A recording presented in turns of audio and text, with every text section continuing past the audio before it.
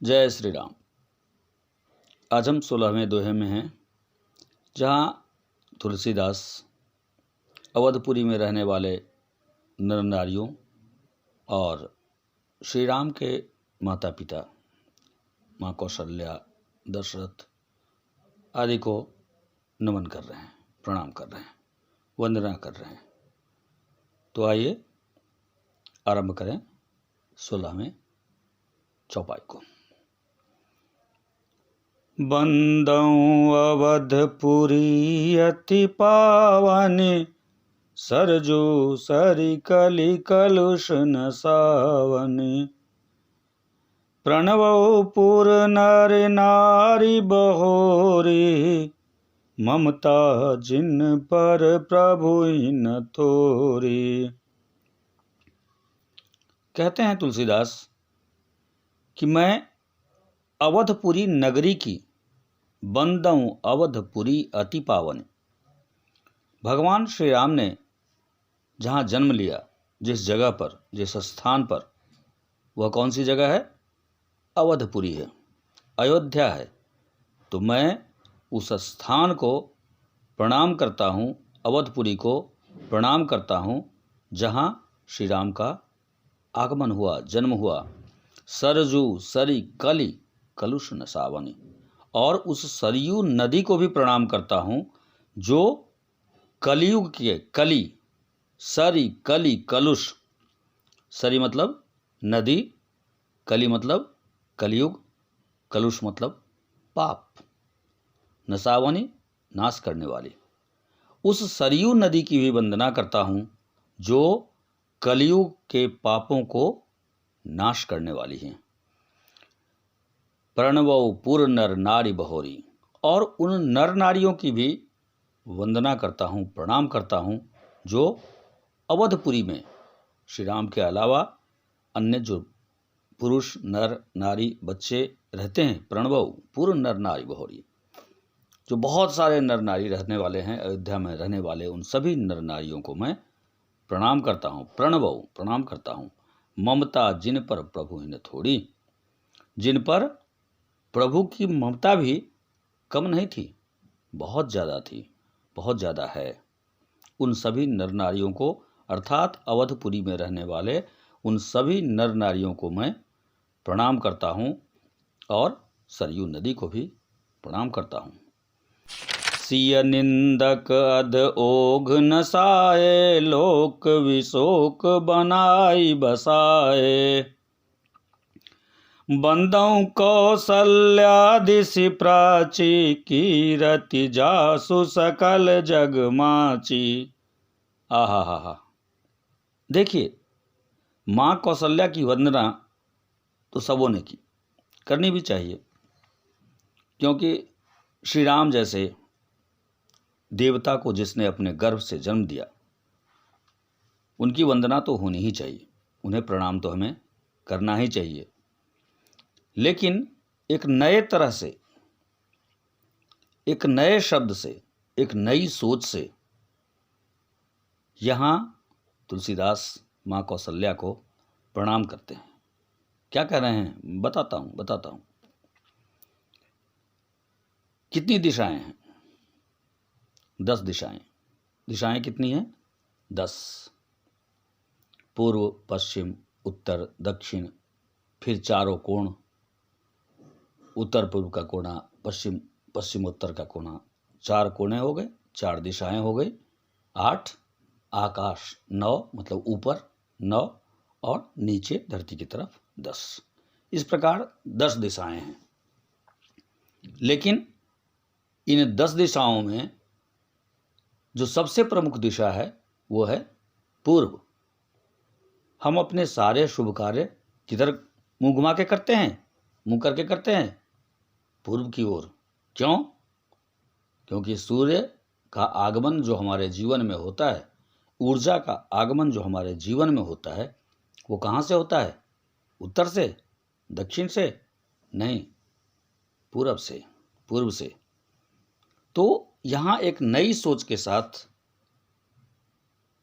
तुलसीदास ने कौशल्या के लिए, माँ कौशल्या के लिए क्या प्रयोग किया है? देखिए, बंदऊ कौशल्या दिशि प्राची।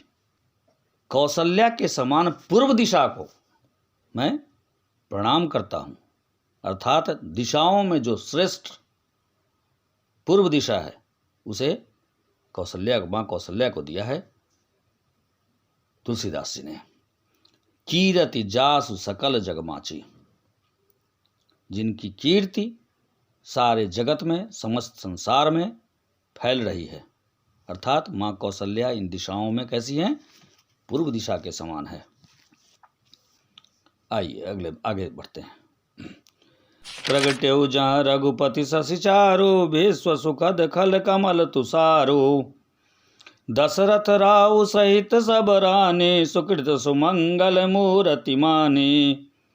करऊँ प्रणाम करम मन बानी, करऊँ कृपा सुत सेवक जानी। जिनहि बिरचि बड़ भयउ विधाता, महिमा अवधि राम पितु माता। इन चारों पंक्तियों में सबकी वंदना की है उन्होंने। कहते हैं प्रगट्यौ जहाँ रघुपति शशि चारु, पूर्व दिशा से प्रगट्यौ जहाँ रघुपति प्रकट हुए, जहाँ रघुपति प्रकटे हुए। प्रगट्यौ जहाँ रघुपति शशि चारु, जहाँ पर, जिस जगह पर रघुपति का जन्म हुआ। अर्थात अभी पिछले चौपाई में देखा आपने, कहाँ? अवध में, अयोध्या में। तो जहाँ पर श्री राम का जन्म हुआ, शशि चारु, और चार शशि जन्म लिए ना वहाँ पर, राम लक्ष्मण भरत शत्रुघ्न, उन सारे बंधुओं के साथ जन्म लेने वाले श्री रघुनायक श्री राम, उस स्थान को मैं प्रणाम करता हूँ। विश्व सुखद खल कमल तुषारु, जिन्होंने विश्व में सुखद स्थितियाँ पैदा की। दशरथ राव सहित सब नारी, दशरथ और उनके सब नारियों अर्थात तीनों रानियों को भी मैं प्रणाम करता हूँ। सुकृत सुमंगल मूर्ति मानी, इनको मैं क्या मानता हूँ? सुमंगल मूर्ति मानता हूँ। करऊँ प्रणाम करम मन मानी, इन सबों को अपने कर्म, मन और वाणी से मैं प्रणाम करता हूँ। करहूँ कृपा सुत सेवक जानी, वो हमें अपना सेवक, सुत सेवक। देखो, शब्दों के चयन में तुलसीदास ने कोई कोताही नहीं की। क्या चयन है! करहूँ कृपा सुत सेवक जानी। अब दशरथ जो श्री राम के पिता हैं, उनकी सारी रानियां जो उनकी माँ हैं, और दूसरी रानी हैं जो दूसरे भाइयों की माता हैं, उन सबों को प्रणाम करते हुए कहते हैं तुलसीदास, करहूँ कृपा, मेरे पर कृपा करें। क्यों? क्योंकि मैं आपके पुत्र का सुत सेवक, आपके पुत्र का सेवक हूं। अपने पुत्र का सेवक जानकर मुझ पर क्या करें? करहूँ कृपा, मुझ पर कृपा करें। जिनहि बिरचि बड़ भयो विधाता। अब प्रश्न उठता है, हजारों लाखों करोड़ों राजा रजवाड़े हुए, क्या हम उन सबों को जानते हैं? नहीं जानते। दशरथ क्यों जाने गए? क्या विदेह होने के कारण, दानी होने के कारण, बहुत बड़े राजा होने के कारण, प्रतापी होने के कारण? नहीं, राम के पिता होने के कारण। तो जिन्हीं बिरच मतलब रचना, जिनकी रचना करने के कारण बड़ भयो विधाता, श्री राम की रचना के कारण ही दशरथ बड़े हुए। इसीलिए कहते हैं तुलसीदास, जिनकी रचना करके आप बड़े हुए। जिन्हीं बिरचि बड़ भयो विधाता, महिमा अवधि राम पितु माता। अवध की महिमा ही राम के माता पिता होने के कारण हुई, नहीं तो अवध जैसे 16 रजवाड़े उस समय भी थे जब ये जनपद थे। तो तुलसीदास कहते हैं कि जिन्हीं बिरच, जिनकी रचना करके आप महान हुए, हे अवधपुरी, ऐसे माता पिता को मैं प्रणाम करता हूँ। बंदऊ अवध भुआल, सत्य प्रेम जेहि राम पद। बिछुरत दीन दयाल, प्रिय तनु तृण इव परिहरऊ।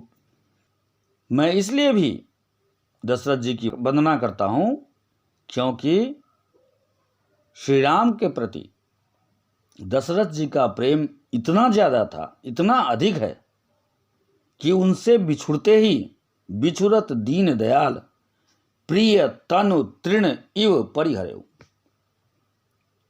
दीन दयाल से बिछड़ते ही अर्थात श्री राम से बिछड़ते ही दशरथ जी ने अपने शरीर का त्याग कैसे कर दिया? तृण इव परिहरऊ, जैसे यह शरीर घास का बना हो, तृण हो। आपने देखा जैसे ही श्री राम जी को वनवास मिल गया और जैसे ही श्री राम ने वन की ओर गमन किया, दशरथ जी ने अपने प्राण त्याग दिए।